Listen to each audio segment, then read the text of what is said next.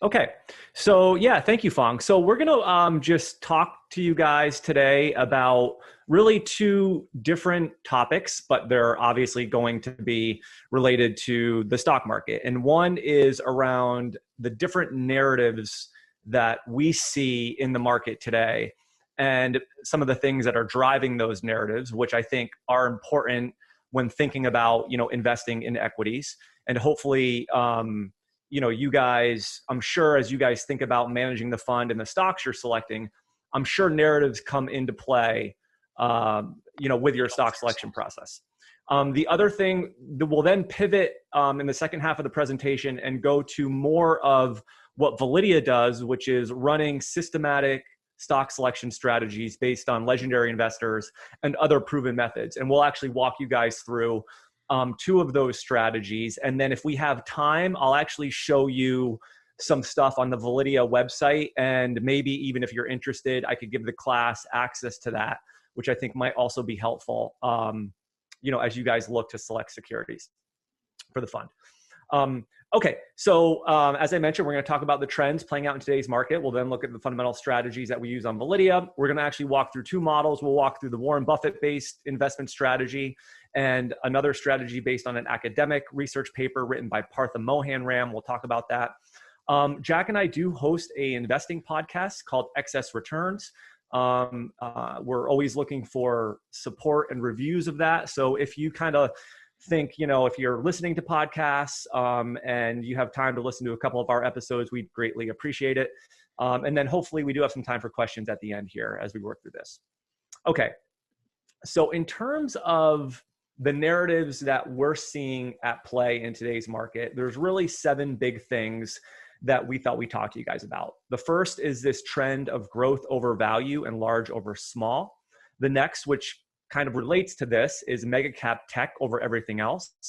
The third thing is we'll look at what was effectively a historic and waterfall-like decline in February and March of this year, and then what has been historic recovery since then. We'll talk a little bit about Warren Buffett's cash on hand. If anybody follows Berkshire Hathaway, they know that Buffett has a lot of cash on hand and what you might want to think about when looking at the amount of cash he holds. The Federal Reserve's balance sheet has expanded big time here. We'll talk about that.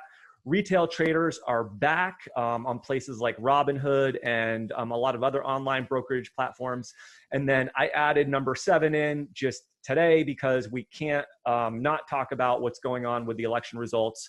And we'll look at some sector performance too and try to derive some ideas about what's driving the performance in some of these sectors. So to start, and this isn't, some of the data you're going to see here, guys, isn't all the way through October 31st, but the trends still largely are consistent. So what you're seeing here on this chart, and as you guys probably know from following some of the Russell indices, is that there's this big divergence in growth over value this year, and actually over the past few years, and also large over small. So here you're seeing the Russell 1000 growth index, which is the top performing one. It's up 18.6%. And then the Russell 2000 value, which is a small cap value index, is down 14.4%. This was through, I want to say, end of August. And I think these returns might even be, the return gap might even be wider now. So the point here, and then I'll let Jack kind of make some comments. And this is what we'll do. I'll kind of present some of these slides, and then Jack will come in and comment where he wants to. But this is a very, very wide gap. I mean, usually small cap value, well, over the very long term, small cap value stocks tend to outperform growth stocks. But this year and over the past few years, it's been turned completely upside down. And so that's just an interesting trend. It is affecting a lot of managers and investment strategies. As you guys know, if you have any small cap value-like stocks in your portfolio, they probably haven't kept up with the S&P 500 or some of these large cap growth indices. So Jack, do you want to sort of comment on that? Yeah. So, if you wanted to look back 100 years and say what works best in investing, what you would do is you would probably buy cheap stocks, you would buy highly profitable stocks, and you would buy smaller stocks. And then if you look at this chart, if you look at the most recent decade, you basically had to do the opposite of all of those things. You had to buy expensive stocks with lower levels of profitability that are large. And so this is what makes investing so hard for all of us is, if especially as quantitative managers like us, if we go back and look at the trends of what's worked over 100 years, you can have these long periods where what works over 100 years doesn't work over a very long period of time. And that poses the challenge all of us face right now, which is, what do you make of that? Is this a new regime? Has technology changed the market? Has the Federal Reserve changed the market? And so those things that work over really long periods of time don't work anymore? Or is this something that, like it has in the past, it'll revert back to what's worked over 100 years? And that's something we don't have the answer to, but it's the big challenge everybody like us is facing right now, is trying to figure out what to make of a decade where the opposite of what works over the long term basically happened with respect to all of these factors. And I think related to that, sort of the next big trend is how dominant these large cap and how large these technology names have become in the market. So I love this hierarchy. I think it's called like a hierarchy bubble chart or something, but it shows for the NASDAQ, this is the NASDAQ composite. It shows how large companies like Microsoft, Amazon, Apple, Google, Facebook are on a market cap basis relative to all the other companies in the market. And so as of when I pulled this, it was mid-June, but it would be the same as of today, I believe. The top 5 holdings in the NASDAQ represent about 40% of the overall market. So a lot of times when, you hear about investing in the S&P 500 or the NASDAQ, the larger these companies get as part of the index, the more impact they have on the overall performance of the index. And, it's something like the vast majority of the gains in the S&P this year have come from really what are a handful of technology stocks. There's a lot of stocks in the S&P that still aren't back to where they were, earlier in the year pre-COVID. So, this is a trend. It's something that, we'll see if it continues. A lot of times in history, at least, the companies that are on top, they don't stay on top forever, but they can stay on top for a lot longer than people think. And so that's just something to be aware of as you guys are looking at the broader indices and thinking about what's driving the performance. Yeah, there's 2 ways to look at this. One is basically, if you go back through history and look at every other time this small group of companies has dominated the index, to this large of a percent, it's always ended badly for those companies. If you look, in a certain decade, what the biggest companies are, and then you look a decade forward, you're going to always see different companies. And typically the returns of companies like this, when they get this big, are not as good going forward. And that makes sense to some degree, because if you think about the rates that a company like an Amazon or Microsoft has been compounding at, I don't know what they are, but it's 25% a year, whatever it is. If you think about that, as you get to scale, as you become a $1 trillion company, it just becomes more difficult to compound at that rate because you're just compounding off a much larger number. But the flip side of that is, technology has certainly changed the world. And these companies, with network effects and a lot of the things they have going for them, have big advantages. Their scale gives them big advantages. Whereas in the past, sometimes scale has given you big disadvantages. Their scale gives them big advantages. The more people that join Facebook, the more valuable Facebook's network becomes. And so it becomes a little bit challenging here, because it plays on the same thing I talked about before, which is there's one argument that every other time this has happened, it's been bad for these companies. But then there's another argument that the world's changed and that these companies are benefiting from their scale. And so they potentially could stay a large portion of the index for a long time going forward. One of the things that you might hear a lot of investors sort of referring to or referencing is some people kind of compare this period of time with how expensive some of these companies look to the years 2000 to 2002, which, if you're familiar with market history, many of you probably weren't investing then, obviously, but that was a time where you had, massive overvaluation in the market with these internet companies and technology companies. And that ended really badly. In this case, a lot of these companies, like the big ones in the bubble here, they're very solid companies. As Jack said, they're very profitable. They generate a lot of cash. They have dominant positions in their respective industry. But the question then becomes, if they're trading at 30 or 40 times earnings, can they deliver on those expectations, or have investors priced perfection in here? And that's to be determined. But I think there is a difference between obviously today's market and where we were in 2000 with those types of valuations. Yeah, just to add one other thing to that, there is a difference, and it's important to, and you have to take everything we say with a grain of salt because we are a little bit more on the value side of investing. But there is a difference between a great company and a great stock. And we had a guy named Vitaly Katzenelson on our podcast, and he wrote an article about this where he looked at the Nifty 50 type companies, which was the late 60s into the early 70s. And a company like Coke has done exceptionally well from then to now, but its stock has basically produced a return of 0 from then to now. And the reason is the starting valuation. If the starting valuation gets so out of whack with the reality, a company can do exceptionally well in its business and its stock can still not produce a return. And so that's what becomes hard about this, is trying to judge where are these companies relative to what they're going to do in the future. And I don't have the answer to that, but it's important to understand there is a difference between a great stock and a great company. This next slide is just showing you how big the declines were earlier in the year and then how big the returns have been since then. But, that was what we saw was a historic waterfall-like decline. I mean, these are the average in the first column here. These are the average returns of the stocks in these sectors from basically the first of the year through March 23rd, which was the bottom. But, you had like the average stock in the energy sector was down 67%. So that means there was stocks down a lot more. There was some stocks down less. But, these were very, very significant declines. And actually the declines probably started in mid-February. So it was like 30 days of just tremendous selling as investors tried to digest how bad this was going to be for the economy with the shutdown and everything. And then on March 23rd, if, for those investors that move to cash, and that might be the biggest sort of lesson here is, the market put in the bottom, and a lot of these sectors have come back significantly. Now, as I mentioned before, there are still a lot of stocks that aren't back to their all-time highs. It really depends on probably the sector and some of the things at play. But, the reversion back higher has been pretty impressive. And I think it really probably demonstrates sort of a lesson in market timing and how quickly the market can turn, especially with some of the actions taken by the government and the Fed.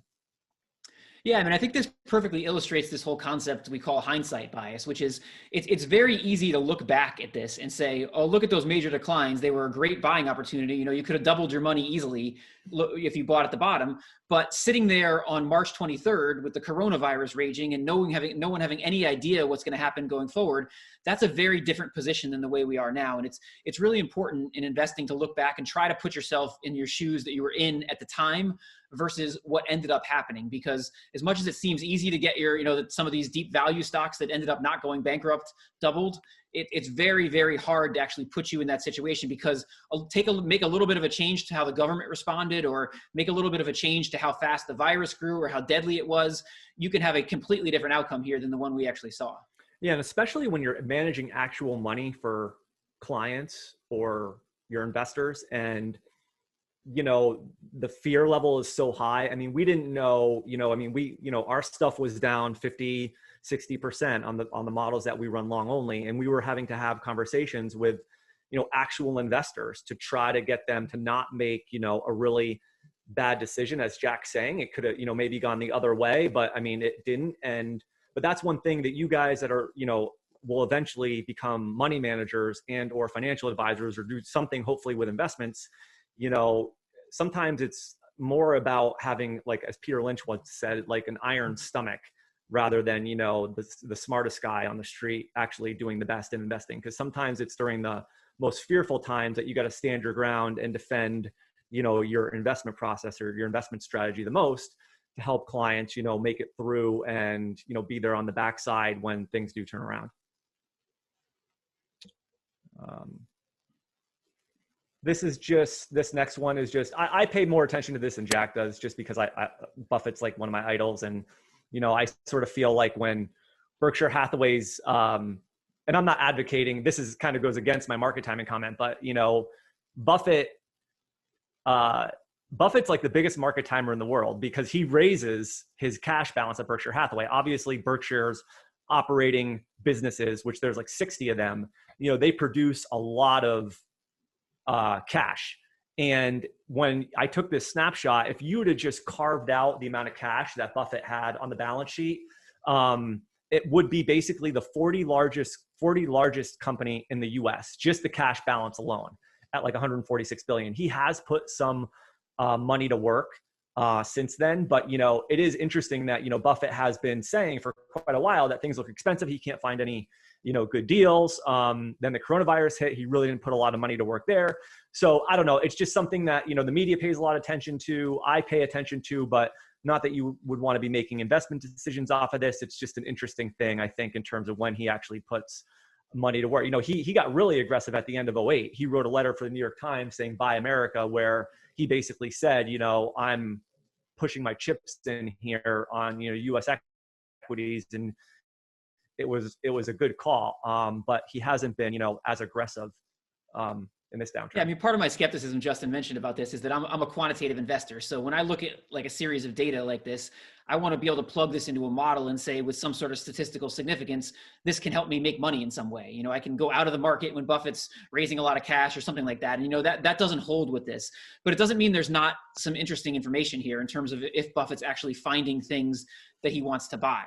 And the other thing to keep in mind is that over time, obviously Berkshire stock goes up, the book value of Berkshire goes up. So you would expect the cash, even if it's the same percentage, you would expect it to rise a little bit over time. So you would expect some sort of upward slope in this chart. So I don't read into it as much as Justin, but it is interesting because it does show that he hasn't seen, at least this year, he has been buying some stuff. He'd made some investments in Japan recently, but he hasn't seen massive opportunity in the market this year, definitely. One of the things, I don't know if you guys know, but Buffett basically had largely avoided technology stocks all through the years. And that goes back to the days of Benjamin Graham and, he needs to understand a business and he wants to see consistent earnings. We'll actually look at our Buffett model and how that manifests itself in a quantitative strategy. But he's kind of changed his tune. He started with IBM, which didn't go well, but then he basically allocated to Apple. And Apple now is Berkshire's largest position. It accounts for, last time I looked, his stake in Apple was around 110 billion, and Berkshire's market cap, so its market capitalization, was around 500 billion. So Apple, just his position in Apple is basically like 1/5 of Berkshire's total market cap. And I don't know, he put like his initial investment in Apple was like 35 billion, and it's obviously done very well for him. So he's certainly benefited from the good performance out of some of those, out of that stocks specifically. Okay, let's go next here. Why am I? This is my. Oh, there we go. Oh, well, sorry guys. I was clicking. Where am I here? All right. Sorry about that. Federal Reserve. This is just, obviously has a big impact on the market. Here's the Federal Reserve's balance sheet going back to 2007. You can see right here in 2008, it was around $1 trillion. Then it spiked after the great financial crisis as the Fed implemented quantitative easing. Kind of flattened. And then we saw more rounds of quantitative easing. And then obviously with the coronavirus and the Fed's and the stimulus here, and the Fed's balance sheet has basically gone up over $7 trillion. So this has a lot of impact on the overall market. It keeps interest rates low, which is usually good for equities. It's also good for people that are having to either refinance their homes or buy something on credit because the interest rates stay low, which hopefully helps fuel economic growth. And there was a concern, I'd say a couple of years ago, that the Fed's balance sheet was getting out of hand. I think that narrative, it doesn't seem to be as top of mind for a lot of market participants these days, although it does reflect a sort of sea change. And maybe Jack can talk to this, how the idea that the Federal Reserve is in here and it's introduced a third body part, if you will, into the market. And that has implications, I think, for stocks because things are a little different now. Yeah, we follow a guy named Ben Hunt who wrote this article called The Three Body Problem, and that's what he was talking about. And what he's getting at with that is, I think one of the most important things you can take from this chart is the willingness to say, I don't know. Because if you're ever looking at a chart and investing and you see something that's never happened before in history, it's hard to have a solid opinion about what it's going to mean. And, you'll see a lot of people in our business telling you, well, this is going to mean this, or it's going to mean this, but none of us really have any idea what it's going to mean. I mean, I think we can say a couple things about what it's meant so far. One is this whole idea that it's pushed investors up the risk curve. And what that means is when you suppress interest rates for low risk investments, what happens is people still need to achieve a target rate of return. And so the only way they're going to achieve that target rate of return, whether it's a pension or it's an individual, is by taking more risk to get the same return. And so by them suppressing interest rates, you see people taking more risk with their investments. And you see stocks go up because stocks are obviously a more risky investment than something like bonds. And the second part of it is this whole thing with inflation, and nobody knows. Everybody, basically any economist you've seen out there, or most of them, have been saying all along, this is going to cause inflation in the economy, and it hasn't. And there's some technical reasons for that, but that's something to be thinking about going forward. Is this, so far they've been able to do this they've caused inflation in stock prices, but they haven't caused inflation in the types of things you buy in your everyday life so far. This next slide is just showing you that the big demand, the big spike in individual stock picking among retail traders. So there was some statistics. Robinhood added 3 million new accounts in the first quarter of 2020. So 3 million new investors came on board, opened accounts at Robinhood.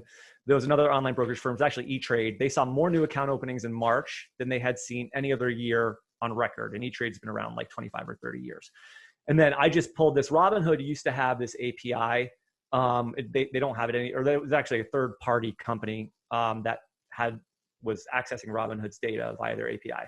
And this was just showing for the last 30 days the number of accounts that had added certain stocks. So, like Apple was added to 174,000 new accounts during the period that this API was up. So I think this was in June. Tesla was a big one, Microsoft. So kind of some of the big cap tech names, but then there was all these speculative stocks in here too, like Kodak.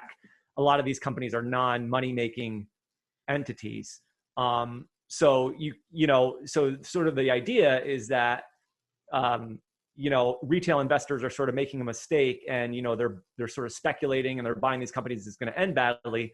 But I think actually what the data shows, at least so far, is that, a lot of these retail investors, I think there was some professor that looked at the actual performance of Robinhood accounts in aggregate. And it actually showed that, retail investors have actually done pretty well this year by buying some of these technology names, but also some of these more speculative names that have kind of, just sort of gone nuts. So that's just another thing that's, we're seeing and hearing at play in the market. Jack, do you have anything to comment on that? There's a tendency for people in our business to want to knock the Robinhood traders and part of it is jealousy, to be honest, because if you went and bought Tesla in your Robinhood account, you're killing us from a performance perspective. So, those of us that have been buying value stocks or using fundamentals to pick stocks, I mean, these types of stocks have killed us. So that's part of it. But I think it's more of a positive thing in the long term, because I think it's really important when you start investing. It may be that all these stocks go down and that people invested in them lose a bunch of money. That may happen, but I think if you're going to make mistakes, it's important to make mistakes early. My first investment was my uncle gave me a stock tip to buy a Canadian garbage company when I was in college, and I lost 100% of my investment. So obviously it didn't work out at all. And so I think that's important, because I lost a very small amount of money, and I sort of learned a lesson. So even if this doesn't work out, even if the Robinhood traders end up losing a lot of their money, I still think it's a good thing, because you want to bring people into investing and you want to make your mistakes early. Yeah, that's a good point. This last slide is, I actually just dropped this in this morning. It's the implications of the election. So this was as of, the electoral votes as of this morning, with Biden at 264 and Trump at 214. I mean, it's looking like it's going to go to Biden at this point. And there's, certain trends, I guess, in the market that we're seeing here as a result of this. So what I did is, you'll see on the right-hand side of the screen, I have the performance of sectors yesterday. So technology was obviously up big time yesterday. Now I'm not, we're looking at one day's performance, but it's just, there's sort of ideas as to, okay, why would technology be up so much maybe in a Biden sort of victory? And maybe the reasons is because under Biden, maybe it's a little bit more conservative of a, reopening of the economy. So you have the stay at home trend continuing a little bit longer or maybe more forcefully. That benefits some of these technology names. And then, maybe with this, I think there was this idea that if the Democrats got both the White House and the Senate, which it's not really looking like they're going to get the Senate, although that's still sort of up in the air too, that there may have been more regulatory pressure on the large technology companies, whereas with a Democratic White House and a Republican Senate, maybe there's less regulatory pressure. So I think technology sort of benefited because of that. Then you have healthcare, insurers were up big time yesterday, Cigna, Anthem, companies like that. They look like they would benefit from, more sort of universal healthcare coverage. You had material and energy down. So that was a big yesterday in the market. And I think it was a 2.5 standard deviation event, Jack, with growth over value. Yeah, I think it was 2.5 standard deviations. So growth was up so much, growth stocks, and value stocks were down so much that type of difference in performance happens very, very rarely. But obviously with energy and materials, the Democrats support, alternative energy more, where Trump was more, a supporter of the energy sector. You had industrials down. So maybe the idea there is it doesn't look like the blue wave that a lot of people were thinking is, going to materialize. So infrastructure stocks and construction stocks and defense manufacturers, or at least the infrastructure stuff, was down because maybe you're not going to get a big infrastructure deal. And then defense was actually also down because, Trump is obviously more supporter of these defense manufacturers. And then financials had a bad day yesterday too. And I was talking to Jack about this morning as, one of the reasons why that might be is because maybe it's not as big of a stimulus package that gets done. And as a result of that, you have potentially lower inflation expectations, and it results in the yield curve not steepening as much.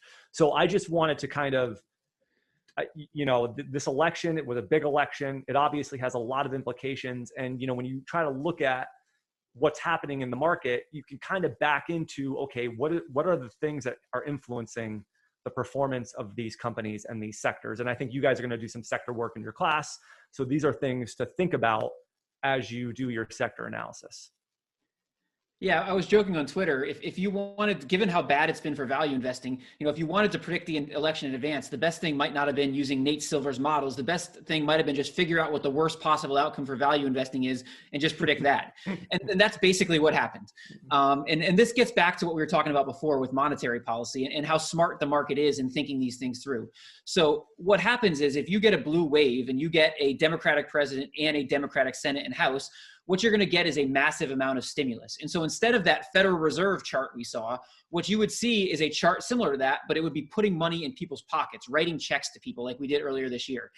And the big difference between those two things is when you write checks to people, as opposed to this monetary stimulus, which has to do with behind the scenes things with banks, people spend that money. And when they spend that money in the economy, you start to get inflation rising. And inflation has traditionally been a very good thing for value investing. And so that's the reason you're seeing this reverse here, is because the Republicans held the Senate.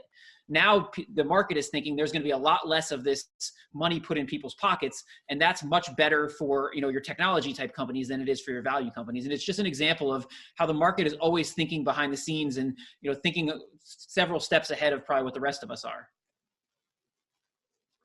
So those are some narratives at play. Hopefully that you guys kind of we helped you learn or think about the things that are going on in the market and how you are going to look at the stocks you're owning. But while all of those are influencing and, having a very important impact on the market, sort of what we believe in here is, for the long run at least, investing based on sort of fundamentals and sort of systematic investing models. And I just pulled this quote from Peter Lynch, who is perhaps one of the best, most successful fund managers of all time, who was interviewed in Barron's. And he said, if you're going to invest, you have to follow certain rules.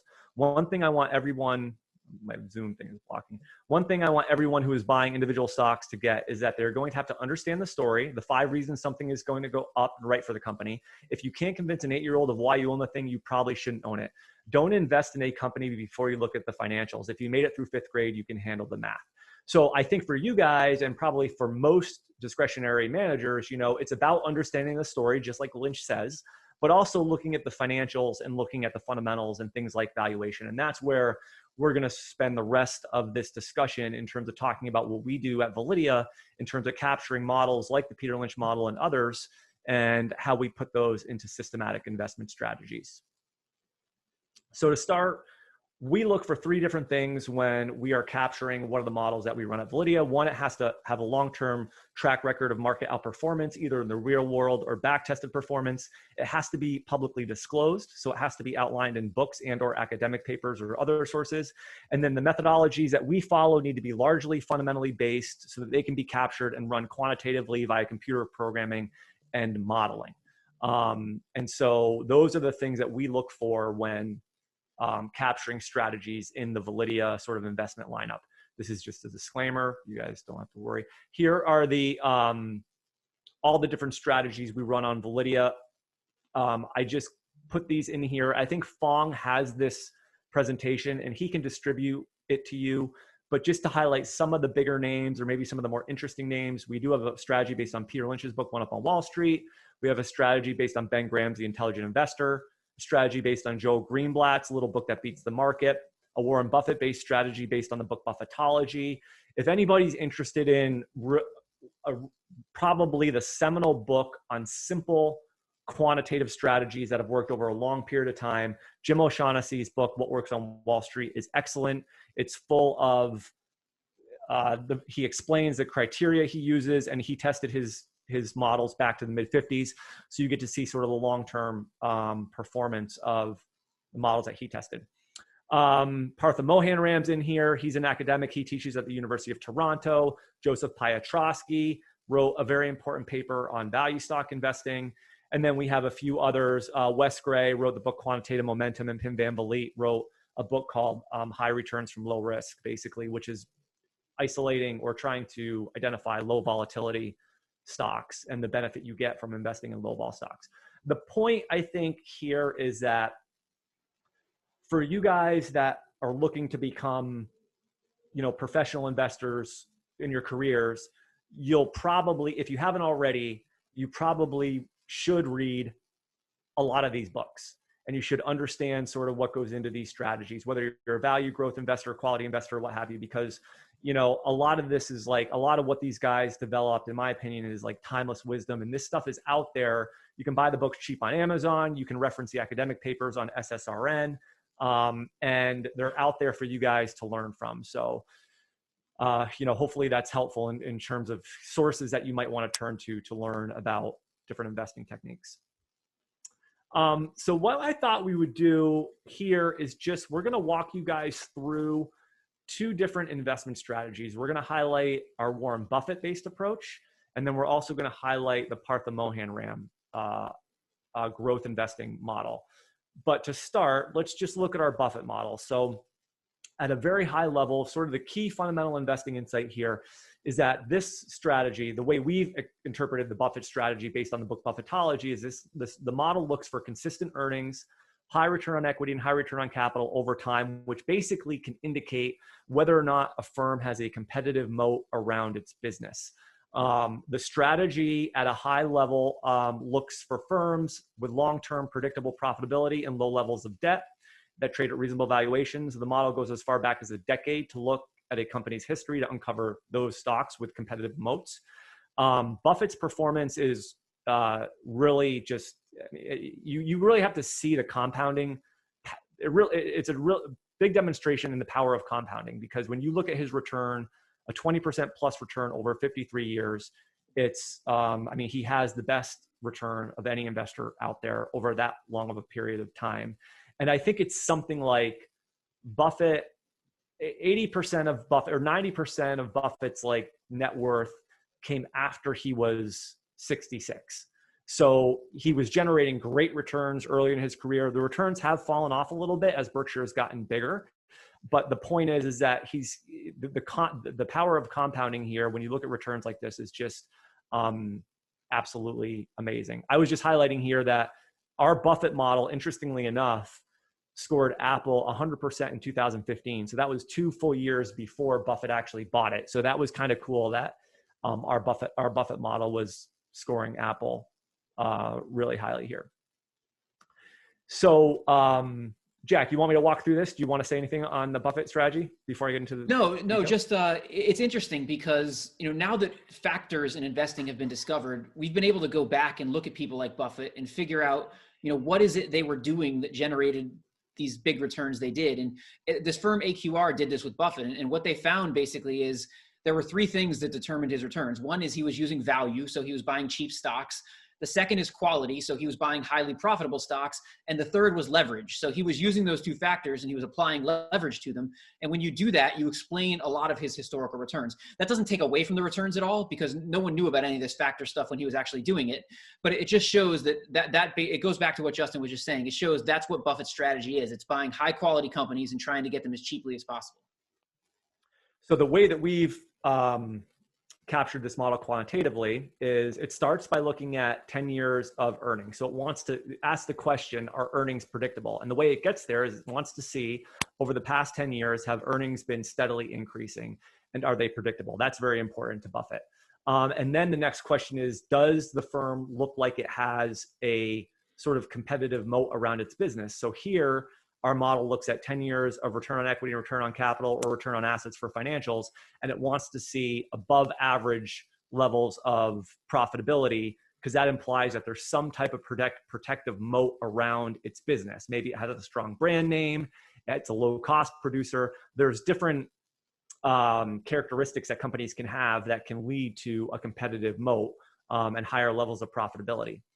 It then rewards companies that can pay down their debt with earnings. So typically, a lot of these quantitative models use like the debt to equity ratio or things like that to look at or weed out companies that have too high debt. But what the Buffett model does is it says, can debt be paid down with the earnings power of the company? So here it wants to see earnings that can pay off debt within 2 to 5 years. So our model rewards those types of stocks. Then it wants to see, is the company generating positive free cash flow? Because Buffett really doesn't want companies spending too much on capital expenditures, although he did buy a railroad. So those have a lot of capital expenditures. So that's a little bit of a disconnect between some of his actions and what the model does. But Buffett has evolved his strategy over the years. So that is okay. Then it basically says, is the company buying back shares? So our model rewards companies that are repurchasing their shares, hopefully at a good price. It then looks at retained earnings to see, is management doing a good job of putting retained earnings to work in a productive way? And then from there, there's a whole set of criteria that try to get at what is the long-term stock's return potential. And it really tries to hone in on stocks that are going to deliver above a 12 to 15% annualized return over time. And it uses two different methods there, the ROE and the EPS method. So here I just use Monster Beverage as an example to kind of put some numbers behind an actual company. And by the way, if we have time on Validea, one of the things you can do is you can type in any stock's ticker symbol and you can see how our Buffett model, along with 21 other models, rank stocks through these fundamental investment criteria. So with Monster, you have 10 years worth of earnings. You see a nice stair-step earnings increase here. The long-term earnings growth rate is 18.6%, which is very good.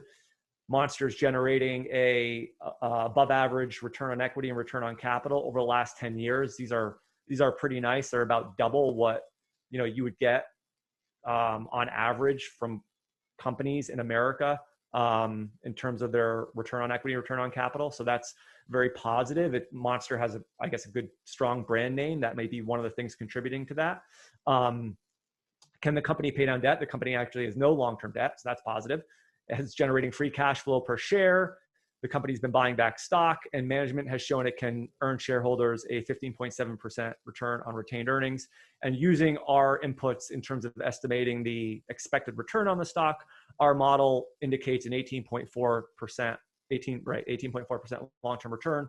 So it basically Monster passes with 100%. And what's interesting is Coke is one of Buffett's sort of long-term large holdings. He's a big fan of Coca-Cola. He drinks whatever it is, Diet Coke or Cherry Coke, however many cans a day. But it's oftentimes rumored that Coke is, a suitor for Monster. So, I mean, who knows? Monster might eventually become part of Coca-Cola if they ever buy it. So that's just an interesting little twist on that.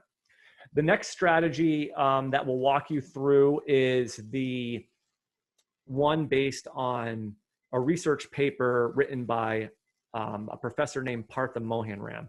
And what this strategy looks to do is it first starts out by looking at the most expensive stocks, which we'll talk about that in a minute, but then it looks to try to find consistency in the fundamentals and tries to find companies that are reinvesting in their businesses. So this strategy says, you know, of the growth stock category, of those growth type names, what stocks are likely to continue to do well?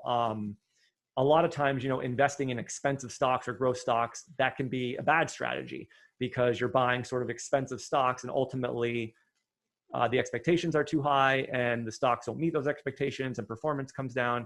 And so that's why, you know, most of the time investing in expensive names is bad.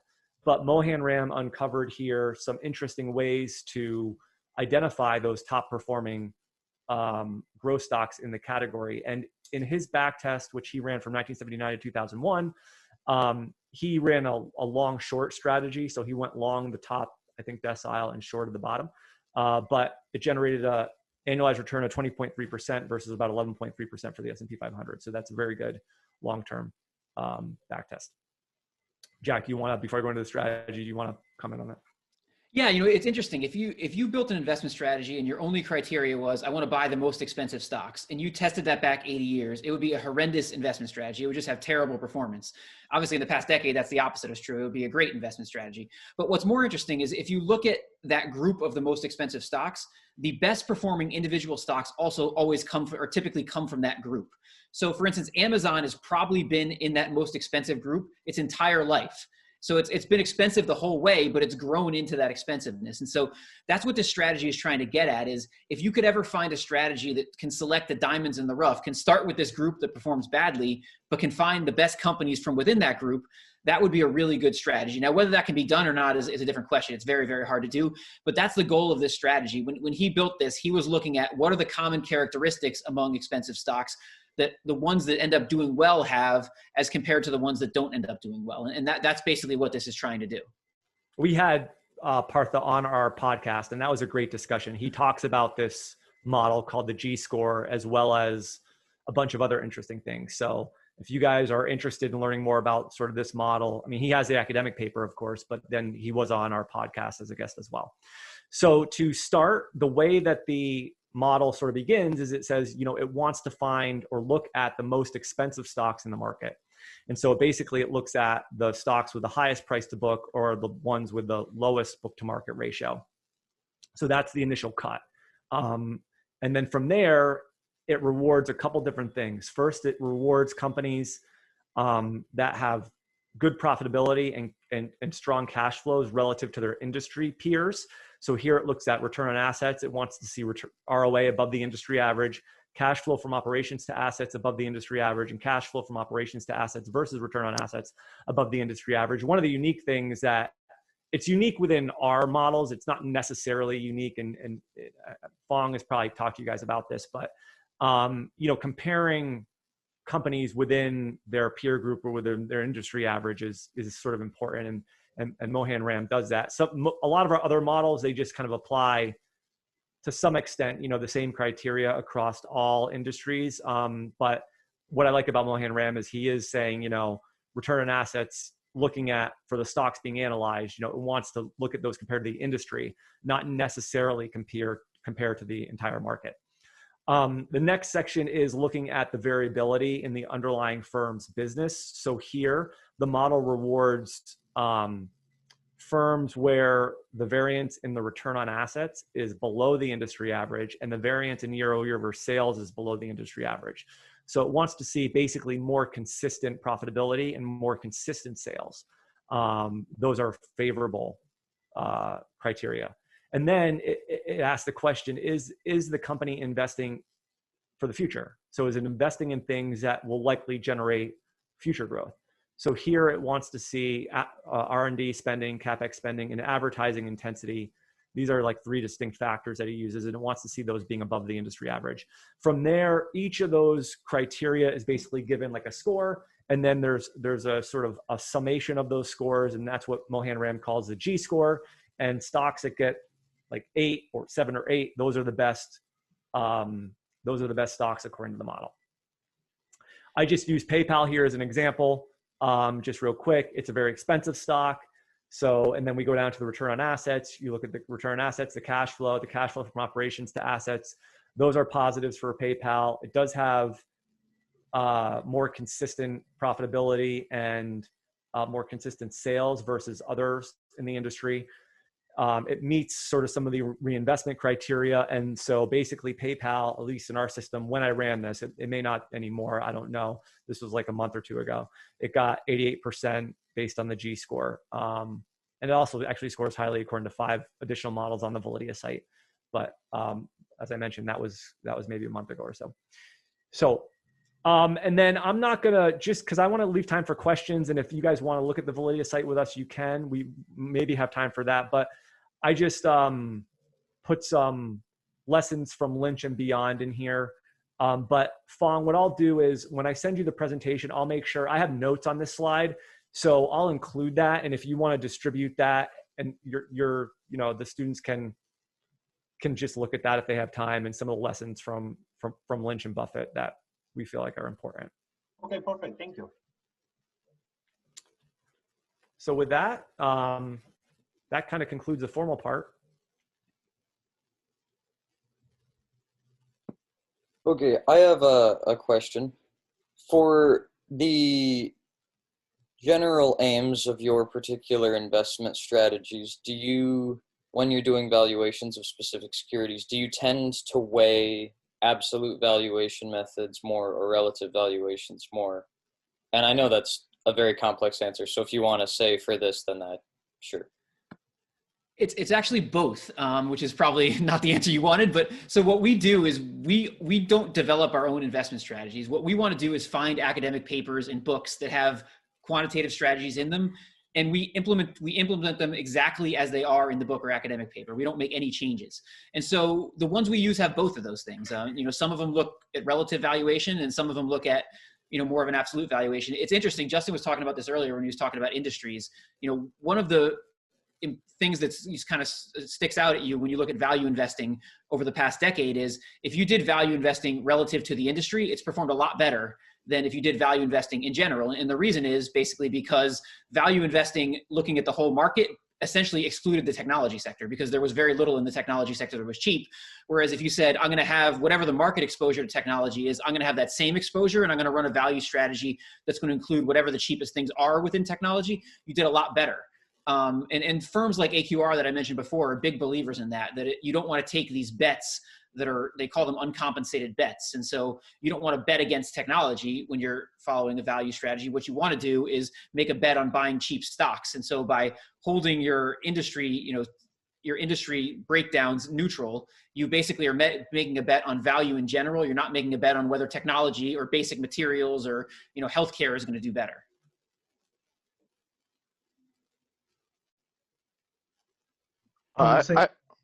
Go ahead, Raj. No, you go first. Go.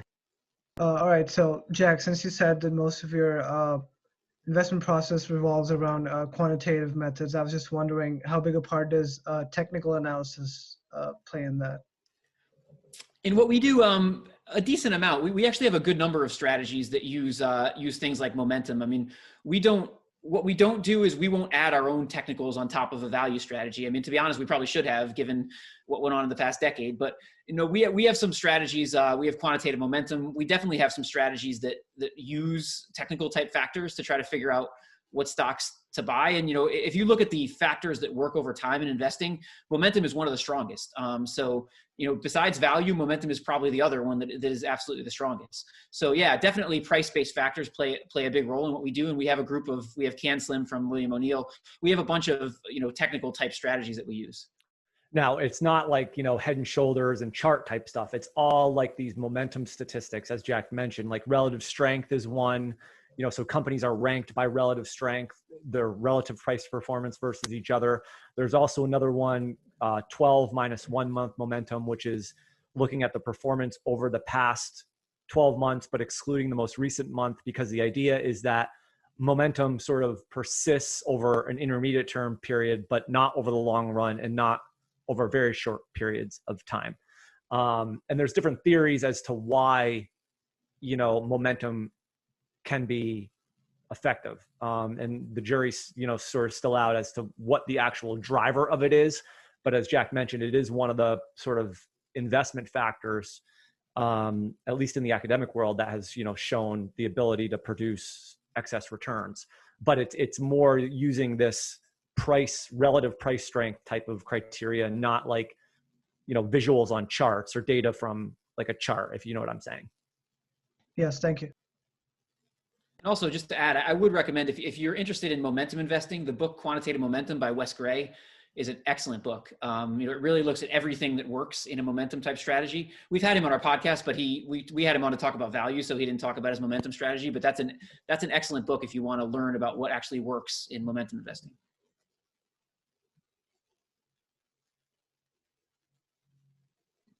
I had a quick question. With the recent election, we've seen like three big key factors type thing. California with the recent law to overturn making independent contractors for Uber and Lyft, and then the recent increase in the sports betting, like legalizing sports betting and cannabis. How do you see that playing a factor into your trading strategies, or over the next decade? Do you see these industries really getting the valuations that they've had at some point? I mean, they probably will, but we're not the right guys to ask necessarily, because we are purely quantitative, and all we will do is if an industry is doing well, we won't do anything with it until those results show up in the fundamentals. So if you look at cannabis securities, if their growth starts to show up in the actual earnings per share they're producing, our momentum type models, or in their price performance, our momentum type models will start picking them up. But one of the big things we like to do with our system, which we think is really important, is we try to take human emotion out of the process completely, because we think as human beings, we have so many biases that we can get tricked into making all kinds of incorrect decisions. And so what we do is we rely purely on fundamentals, and we let, our strategies are completely computerized. The computers tell us exactly what to buy and sell, and we follow them, and we never deviate from it. Okay. Thank you.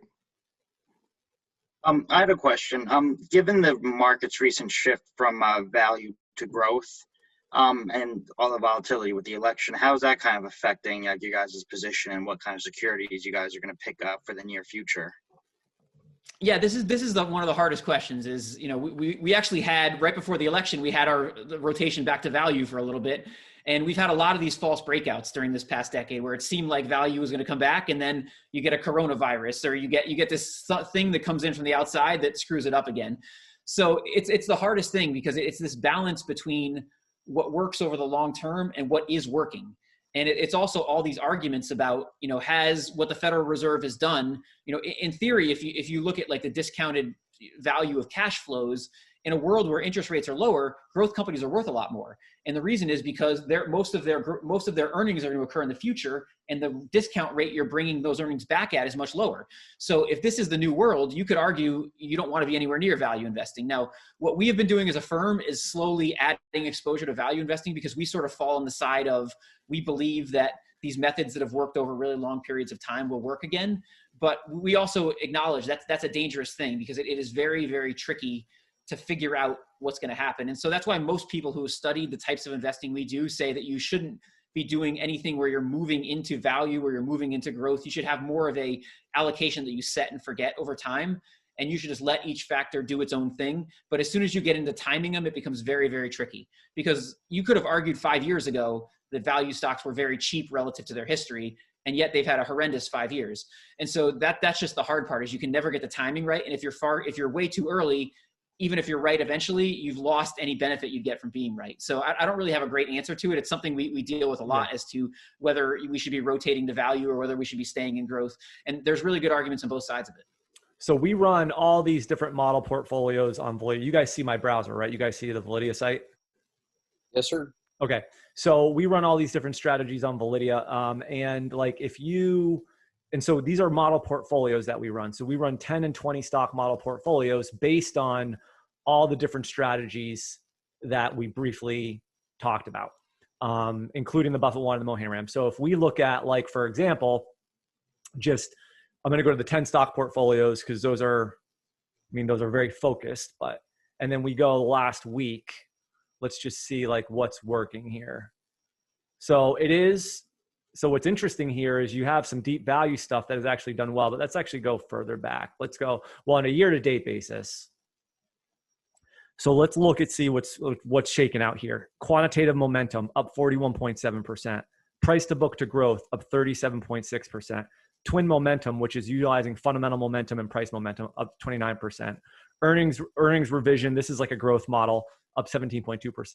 And now let's go down to the bottom. Look at Joseph Piotrowski, which is a systematic value strategy, down 38.9%. We run a strategy that looks for small value stocks that are levered up to try to replicate private equity-like returns, down 32%. So some of the worst performers are down here in value. Some of the best performers are up here in the growth and momentum. So, that's what this year is. And kind of the last couple days, we've seen, like Jack was saying, value was doing a little bit better up until the election day. And then, it's completely it was in the tank yesterday. I don't know what it's doing today. I mean, the market's up a lot again. It's still trailing. It's still, yeah. So, it'll be interesting to see. I mean, these growth and momentum names are just kind of going parabolic, but hopefully it changes soon for the value investor guys. But by the way, guys, I'll hook you. So there's a couple of different things, just real quick, 'cause I know we probably got to go, but I'll show you two things. One, I'll show you guru analysis. So here, if we do, so I'm looking at Apple, and this is under research guru analysis. You type in the ticker symbol Apple, or any ticker that you're interested in researching. You can look at the details behind any of these models. Let's go down to the Buffett model, which I know it scores highly according to Buffett, along with a lot of other strategies. But we're going to show you on the Validea site all the different reasons and investment criteria as to why Apple scores the way it does. So each strategy is basically pulling in the fundamental data to show you why Apple gets a score. And you can see that across, 20 different strategies on Validea for thousands of securities. So as you guys are looking to research stocks, if you want sort of a secondary independent assessment, at least based on certain investment strategies on Validea and the fundamentals, maybe this would be useful for you. And I'll give Fong a username and password to the site to give you guys full access that the class can use. The other thing that might be useful to you is our factor report. So here what we're doing is we're looking at Apple through the major investing factors. So we're basically saying, okay, how does Apple look based on size? Obviously, Apple is like the largest company, so it gets a very low score based on its size exposure. It isn't cheap, so it's not trading at a great valuation, or it looks a little bit expensive. But as you come down, it gets very high quality scores, pretty decent on negative quality, is exhibiting very strong momentum. It actually has, scores decent on low volatility. So again, these are sort of the major sort of investing factors. And what the factor score does is it can further help you understand what type of characteristics the stocks you're interested in are exhibiting. You wouldn't want to, if you type in a ticker, if you type in a stock and it's getting, very low overall rank, it might be important to understand, okay, well, what's driving this? Actually, the stock's expensive. It's very low on quality. It scores very high on negative quality. It doesn't exhibit momentum. I mean, it's not necessarily saying it's a bad stock, but at least based on factors, that might give you pause, or, make you kind of dig in a little bit further and see what's going on. So we'll hook you guys up with a thing to Validea, and people that want to use it can use it. Any other questions you guys want to ask? I have one more question if we have a sec. Go ahead, Ryan. Oh wait, who else had a question? You go. It's fine. I'll wait. All right, I'll go. What's your client base, and how do you decide which guru methodology to follow for a particular type of client? Yeah. So I mean, go ahead, Justin. Well, yeah. So I mean, our client base, a lot of our clients come to us from, our client base is very wide ranging. We have like some, I would say like, we have people in retirement where we handle a lot of their investable assets. And then we have other people that might allocate to different managers, different strategists. And so it's pretty, a lot of the people that we manage money for have touched the Validea investing system in some way, shape, or form, or they've read maybe one of the books we've written. So what we do is like appealing to them. And so they sort of say, you know, I believe sort of in the philosophy here. I like modeling successful investors. And then from there, in terms of building like an allocation for someone, it really comes down to what their risk tolerances and their goals are. And so we run long only strategies. We run some risk managed strategies.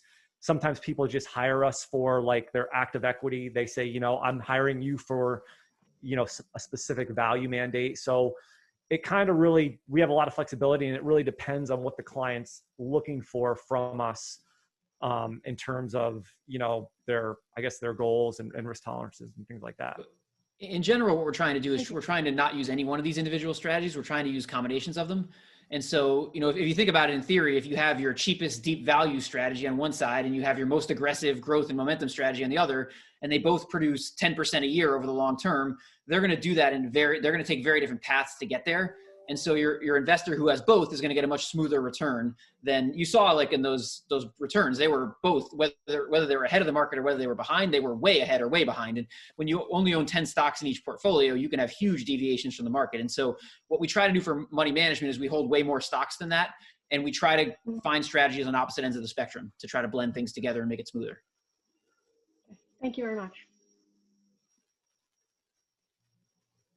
I was just wondering what you guys thought when we talk about the Fed and their balance sheet with their recent move to go buy a lot more corporate bonds, which we haven't really seen before.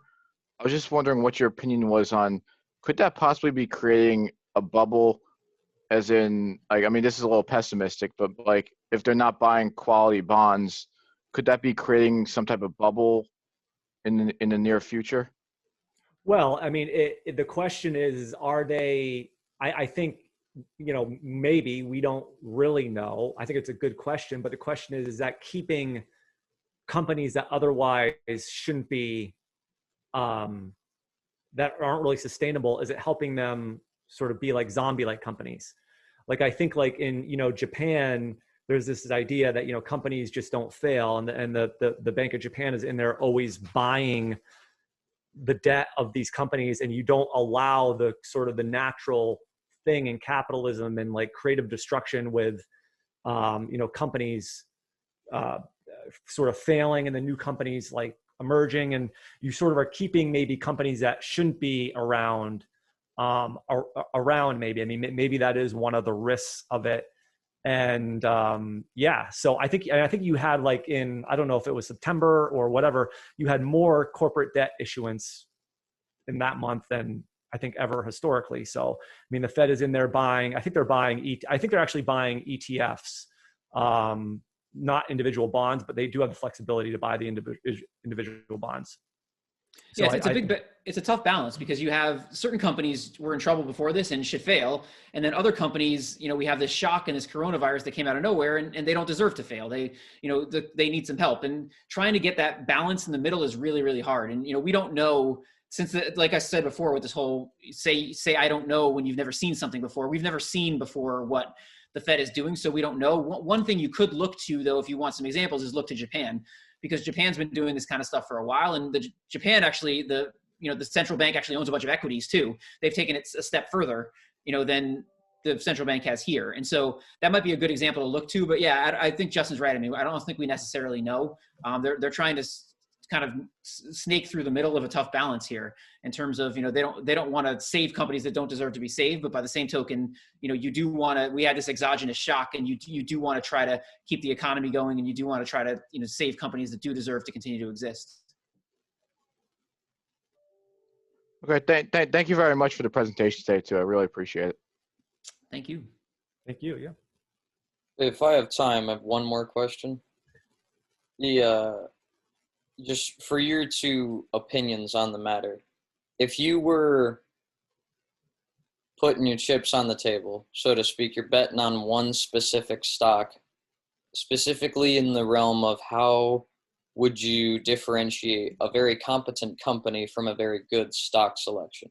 Like, is there any particular factor in the financials or any particular factor based on your historical experience that differentiates a good stock from a competent company, assuming that they were mutual exclusives? Yeah, you're saying what's the difference between a good company and a good stock? Generally, yeah. Yeah, I mean, ultimately the answer to that is, well, there's different answers. The long-term answer to that is valuation. So at a certain point, and it becomes very, very tricky because it becomes a function of expectations, but eventually good companies trade at valuations that are beyond how good they are. And it becomes a balance between, you know, every price that you see in the stock market reflects certain expectations. So if you look at some company, you know, that runs a retailer in the mall right now, you're going to see a stock price that reflects almost no expectations. If you look at Google or if you look at Amazon, you're going to see a stock price that reflects very high expectations. And what will determine what happens going forward is what is reality relative to that expectations. There's a guy named Michael Mauboussin who writes great stuff about this, but so what differentiates them is how much you're paying for that good company. And that becomes very, very hard to figure out. You know, you can't say, you could have said at Amazon's IPO, it was expensive, and you could have said it was expensive the entire way through, and you would have lost a lot of money. But at a certain point, it does become expensive. Like we talked about with the example of Coke in the 70s, Coke became too expensive, and people who have invested in it for 20 years got no return. So, I mean, I think the answer is valuation, but it's an inexact answer because there's no specific valuation that determines that. It's really the valuation relative to what's going to happen with the company in the future. That's probably a bad answer, but that is probably that is the reality of it, I think. Yeah, and I don't know if this is getting at what you're asking, but like I mean, there's a lot of different ratios. Like I tend to like the Buffett like model because I like to see like the long-term sort of higher than average profitability metrics. To me, it's like, okay, this company is doing something right in terms of, you know, protecting its profitability. The other sort of metric I like is the PEG ratio by Lynch, which Lynch basically popularized the PE over the growth rate. So if you can find, you know, companies that are trading at reasonable or low valuations, he uses a historical growth rate, and we do too. So sometimes that can be problematic, but you know, I sort of like that. If you can find a company that's trading at a PE of 15, but has a 30% growth rate, you know, it has a PEG of 0.5. So that can be kind of a nice way to uncover companies that are exhibiting both value and growth.